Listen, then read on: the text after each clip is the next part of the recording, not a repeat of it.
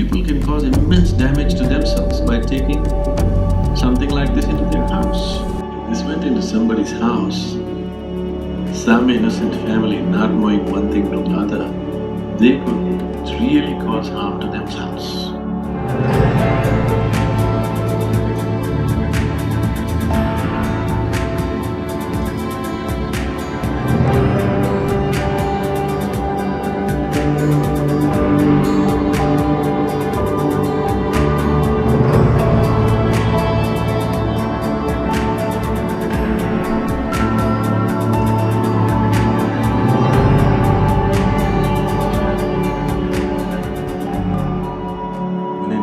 There are people who practice their occult art on trees. You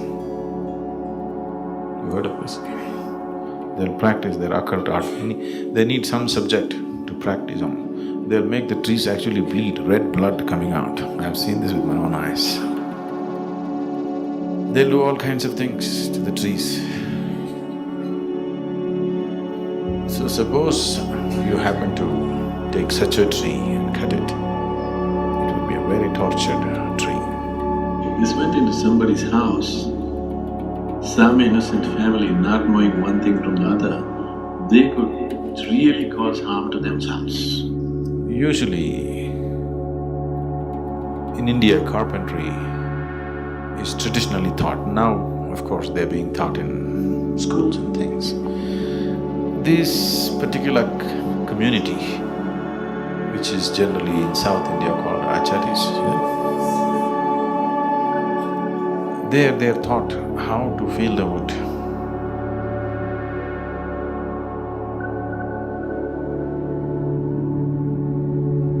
How to use the wood.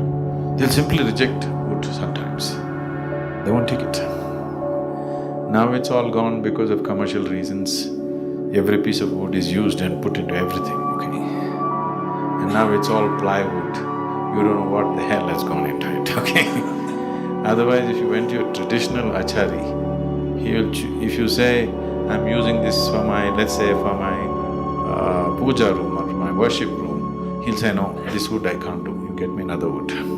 If he says, this is for my, I'm making a cradle for my child, he say, no, this wood, I won't make it for the child. Like this they'll choose, they'll become experts in, feeling the wood like that. But all that is almost, I would say, more than 90% gone, unfortunately. 20–30 years ago, about 30 years ago, when I was in construction, these things were still on. Now it's like, everything is sliced and packed and put, nobody cares what. It's a very subtle force, only sometimes it's very strong. Otherwise, generally, it's a subtle force. Actually, in many homes, probably women, if the women are not… I'm not saying this with any negative thing, if they're not pumped up, career-oriented, but they're a little more gentle, they feel the home around. If that kind of women are there, probably they would know where to put what, without actually thinking about it, without, exactly logically deciphering, but they may arrange it in such a way that it is not… it feels good, that it doesn't become a negative force in the house. I'm sure a lot of women are sensitive to those things. They may not be conscious about it. Because I've particularly seen an aunt of mine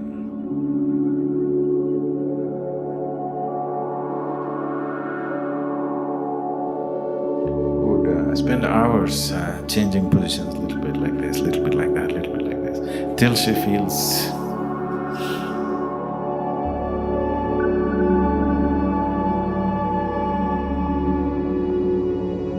I'm like that too. I have to move things all around.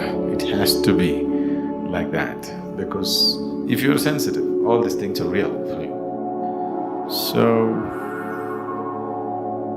life is many dimensions. How much are you willing to explore? that rich your life is. Whether you cook or you do carpentry or you sweep the floor, there are a million ways to do the same thing. Yes? There are a million different ways to do the same thing. It's not the same thing in everybody's hands, isn't it? It is not the same thing. So, if you do not pay attention, nothing is there. Everything is stone and mud only. If you pay attention, everything becomes something else. How much attention? How keen is your attention? How much attention do you think life deserves? That's the big question. How much attention do you think life deserves? How much? Everything that you have, isn't it? If you pay attention, everything is exotic, everything is fabulous, everything is magnificent. Everything is a doorway to the divine. If you don't pay attention, everything is just stone and mud.